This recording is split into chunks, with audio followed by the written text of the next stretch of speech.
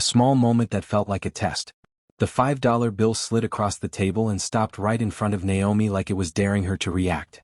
No one said anything, but the moment felt heavy, as if the diner itself was watching. Outside, rain slammed against the windows, loud and relentless, matching the exhaustion Naomi felt deep in her bones.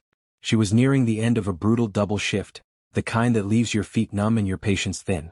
Booth 6 held a man she hadn't seen before, sitting alone, hunched over, trying to warm his hands around a chipped coffee mug. He smelled like damp wool and long nights outdoors. His coat was thin, his hands unsteady. To anyone else he was easy to categorize and even easier to ignore.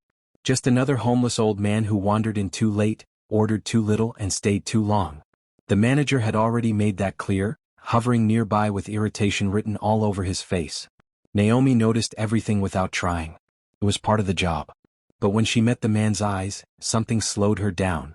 There was no aggression there, no entitlement, just fatigue layered over something sharper. Awareness, maybe. The kind that comes from having seen too much and lost even more. He didn't ask for sympathy. He didn't complain. He just sat quietly, existing in a space that clearly didn't want him. The $5 bill rested between them, wrinkled and worn, like it had already lived a harder life than most money ever does. Naomi knew exactly what $5 meant. It meant bus fare home. It meant padding her rent envelope so she wouldn't have to negotiate with her landlord again. It meant medicine for her daughter when the pharmacy bill came due. $5 was not nothing. It was survival math. The man pushed the bill toward her again, his movements slow and deliberate. A payment, an apology, maybe even a defense. Naomi didn't reach for it. Instead, she glanced toward the manager, who had already decided this situation was a problem. Something in Naomi snapped into clarity. Not anger, not heroism. Just certainty. She stepped in before anyone else could. She brought him soup, bread, and pointed him toward the heater, quietly adding it to her own tab. No announcement. No performance. Just action. The man looked up, surprised, as if kindness had caught him off guard. When he finished eating, he stood, left the $5 bill on the table and prepared to go. Naomi picked it up, felt its warmth, and gently pressed it back into his hand. Her voice was calm, steady. "I can't take this," she said. Here, guests don't pay for kindness. In that small, ordinary diner, with rain pounding outside and no witnesses who mattered, a test had been quietly passed. Naomi's choice made without an audience. Naomi didn't think of what she was doing as brave. To her, it felt automatic, like muscle memory built from years of surviving without safety nets.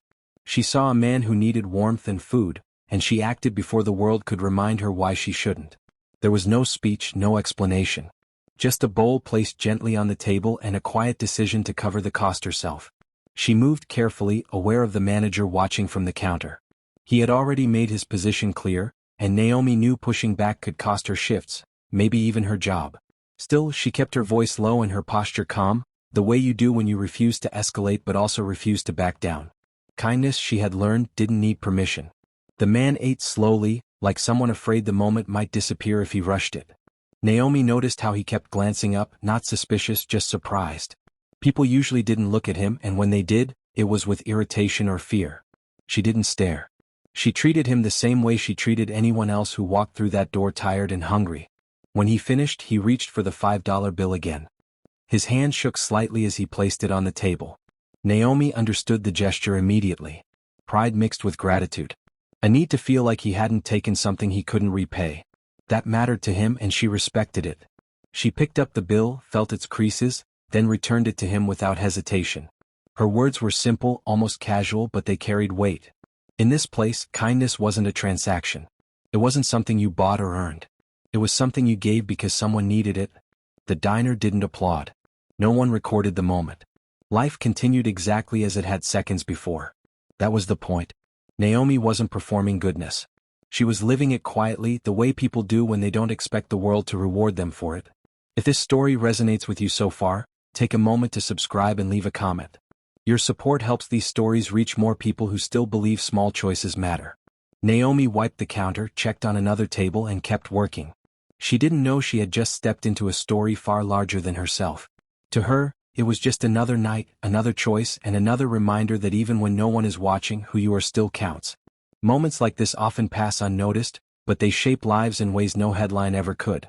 One quiet decision can ripple outward, touching futures we cannot see yet.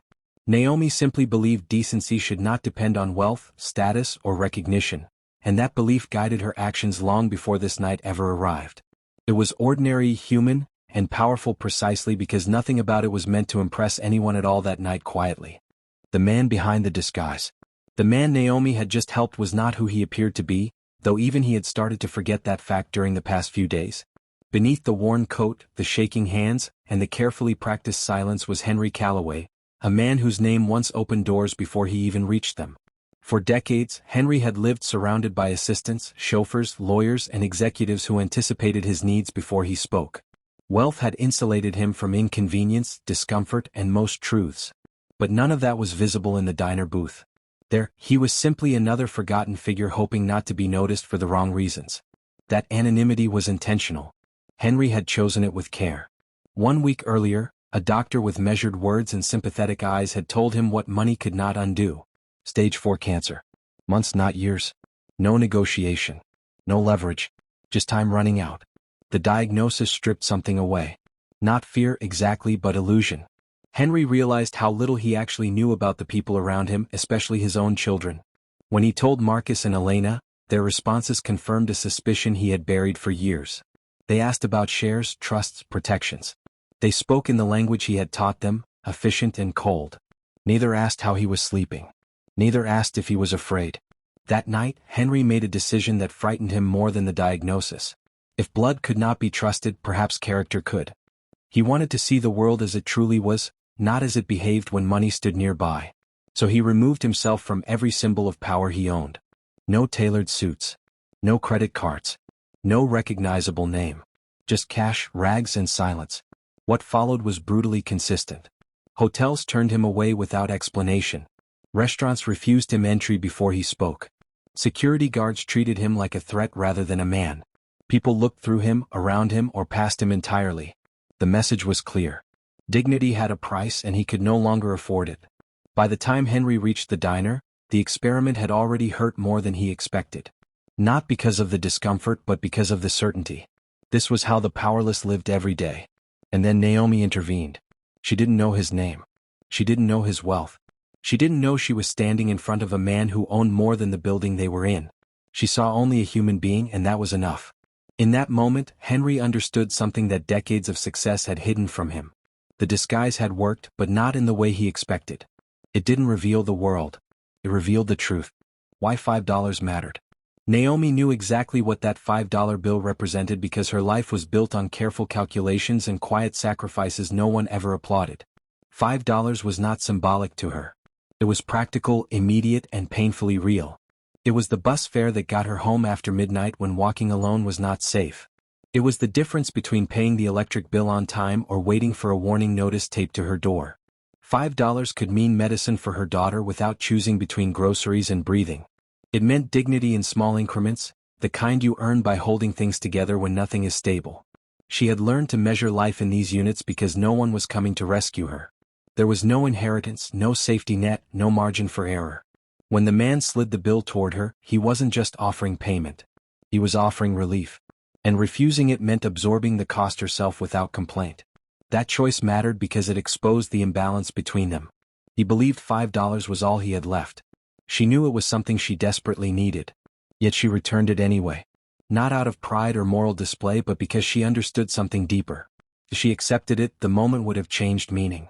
It would have become a transaction instead of an act of humanity. Naomi had grown up watching people give what they could not afford because someone else needed it more. That lesson stayed with her even when life punished her for it. $5 mattered because it was proof that kindness was still a choice even under pressure. Even when survival whispered otherwise.